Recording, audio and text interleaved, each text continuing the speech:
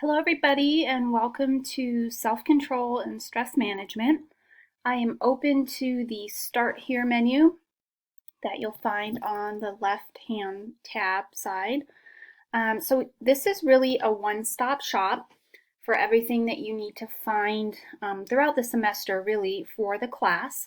So I'm just going to walk you through what's here and familiarize you all with what I've parked here, and then we will next jump to week one, where I'll have a podcast for you for that week.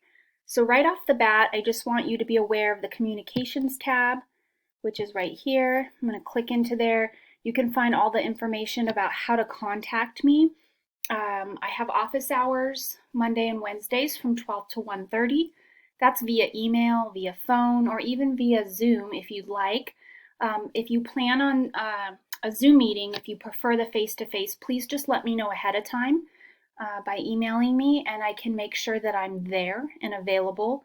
I don't really go into the meeting unless I know someone's coming. So please just let me know, and I will be there. There's the Ask Dr. W discussion forum. This is a great place to post questions that are general, so that I can answer you and everyone else can see my answers. So especially in the first couple weeks of classes, when you tend to have a lot of questions maybe about content or policies or syllabus or textbooks, things like that, this is a great place to ask those questions because chances are other people have the same questions, and it helps me not to have to respond to a million different emails asking the same thing. So definitely utilize this discussion board for that. And then lastly, really the only other thing in here that you're going to be using a lot is a student lounge.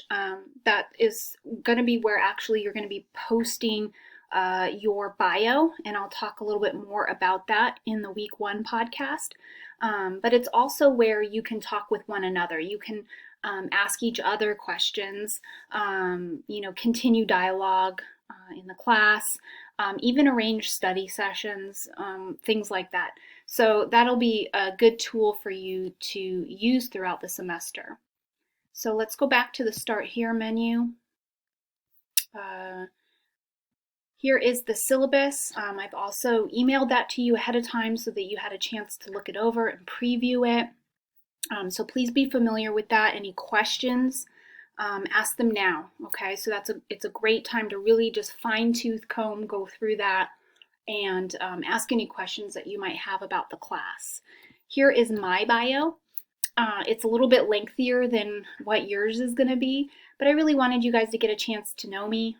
This is an online class, so you're not going to know all the little idiosyncrasies of me as your instructor that you would if we were face-to-face. So I tried to put a little bit of info here about me and my background, and you can use it sort of just as a guide when you're doing your own bios in week one.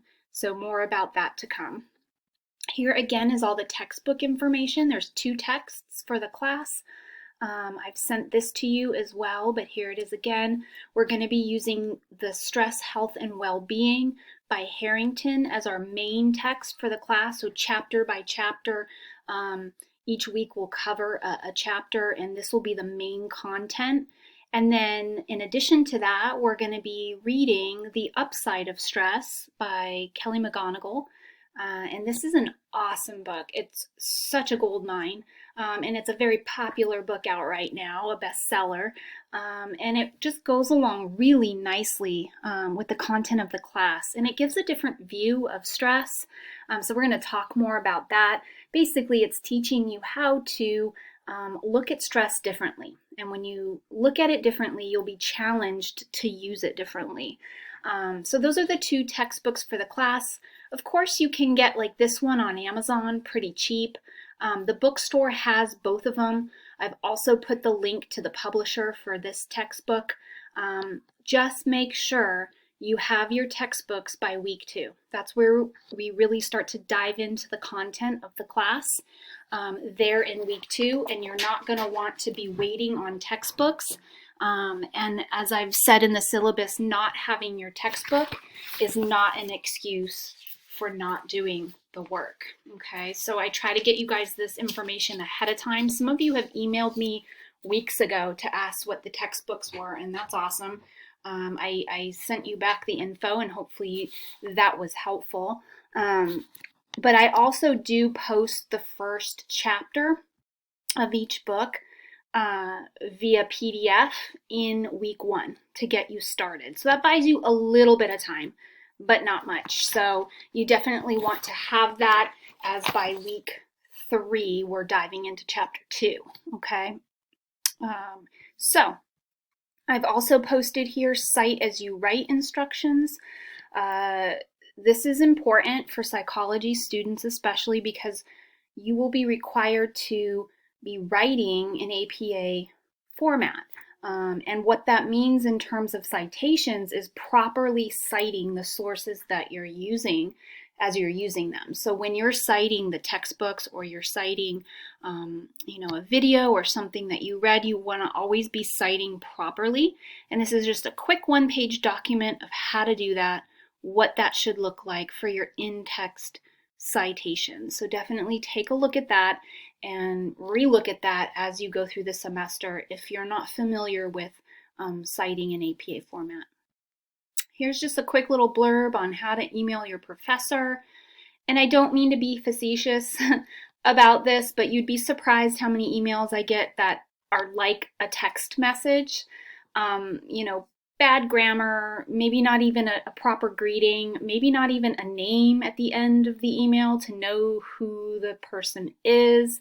So, anytime you email a professor, you want to make sure that you're taking time to do that properly, and you have all the information included that they're going to need to get back to you in an orderly fashion. Okay, I've put some policies, our academic honesty policy and plagiarism policy for Westfield State. Please be familiar with those. You are held responsible to those.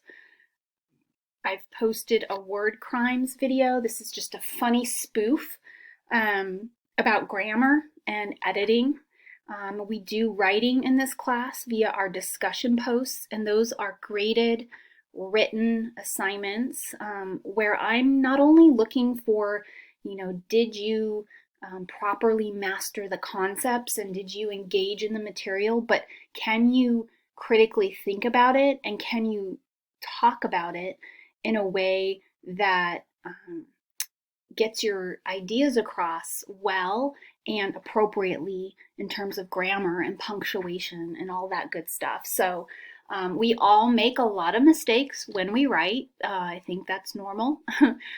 In psychology, researchers do a lot of writing. And so while this isn't an English class, you certainly want to be familiar with the etiquette of writing and how to use it best. So just take a look at that video. I thought people might find it funny. And then I've included some campus resources here for you. I just wanted to note that all the campus departments are operating under restrictions due to COVID. So some departments may have specific policies on what you need to do to make an appointment or to be seen. So just make sure that if you're going to use any one of these, and they're all available to you, that you visit that department online or make a phone call and just see what the proper way to go about visiting would be. Okay. And then lastly, I've put here a rubric for your discussion board posts. So we're going to be doing a lot of posting in discussion boards this semester. It's our primary way of engaging with one another and talking about all the material that we're going to be covering. And so I give you some nice guidelines of what a discussion post should look like when you are answering the questions that I pose each week. What should that entail? What should you be including? And when you're responding to other people's posts, what should you say? And so definitely take a look at this. I try to post this every week too, just for ease of reference. But this will help you. And when you're going back and looking at your grade that you got on a discussion board posting, or you're looking at my feedback, I might reference this. So it's always good to have that on hand. Okay, So that about does it for the Start Here menu. That's everything you need to know, the nuts and bolts of the class. Of course, there's some other helpful resources here just for Play-Doh. If you're not super familiar with Play-Doh, My Grades is here. Please note that the My Grades is not always current and doesn't always include everything. So it's not a super accurate gauge of your grade. At any point, if you want to know your grade, you can always email me and I will let you know. But I have all that information in the syllabus. Your grade is simply the points you've earned in the class so far over the points total. So what did you get on each test out of however many points they're worth? What did you get on each discussion out of however many points they're worth? Add those up and divide it by the total possible, right? So it's pretty easy. But I just want to kind of throw out that little claim there because oftentimes students look in My Grades and it's not accurate, it's not updated, and sometimes Play-Doh does weird things with it. So I don't like to use that as the sole gauge of how you're doing, and I keep my own grade book for everything. So that's that. The next podcast will be located in week 1, and it will cover an overview of what we'll be doing in week 1. Thanks, everybody.